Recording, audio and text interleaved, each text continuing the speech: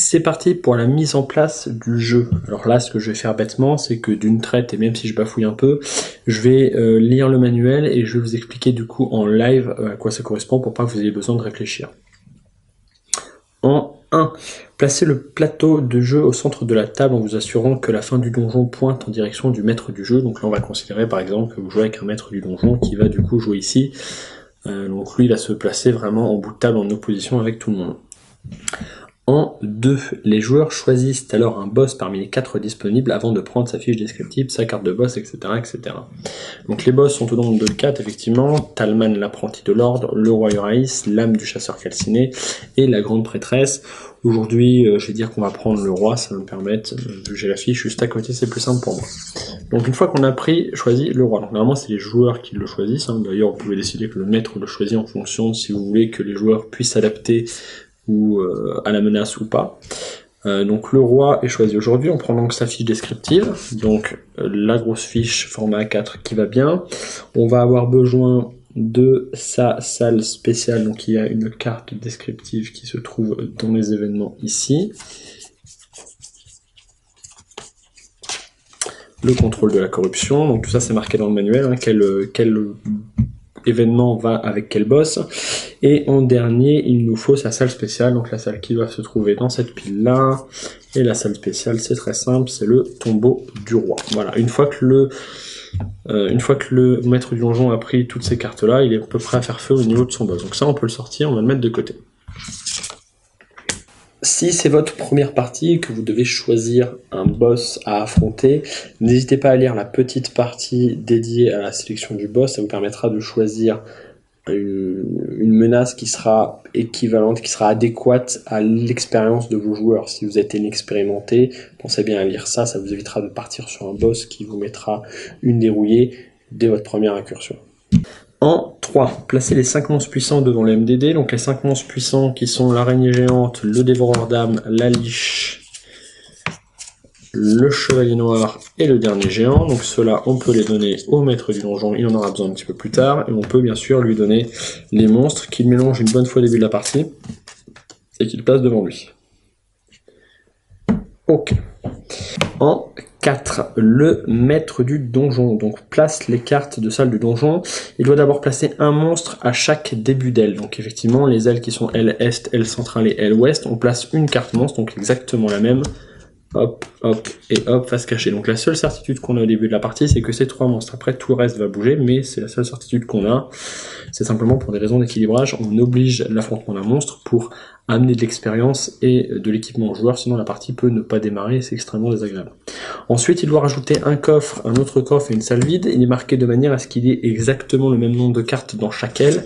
Ça veut dire simplement que je n'ai pas le droit de faire ça.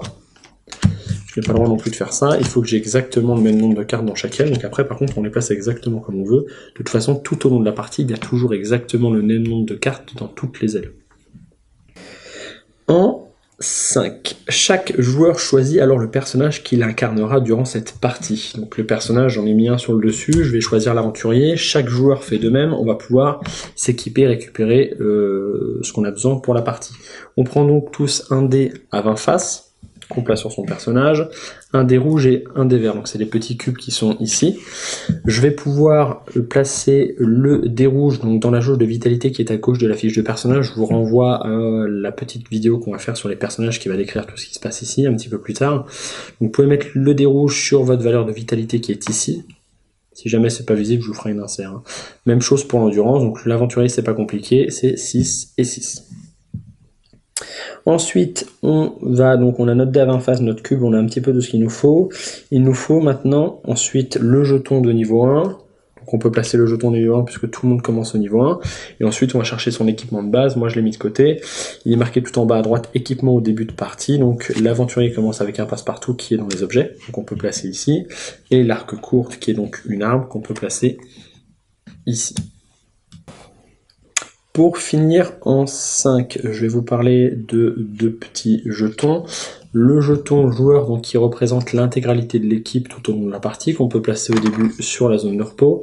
Et le jeton défenseur que l'on peut donner à la personne qui va prendre le rôle du défenseur, en tout cas en début de partie. Après ça pourra changer suivant certaines règles, vous allez voir. Là, on n'a qu'à dire que c'est moi, c'est pas grave, c'est l'aventurier qui va défendre.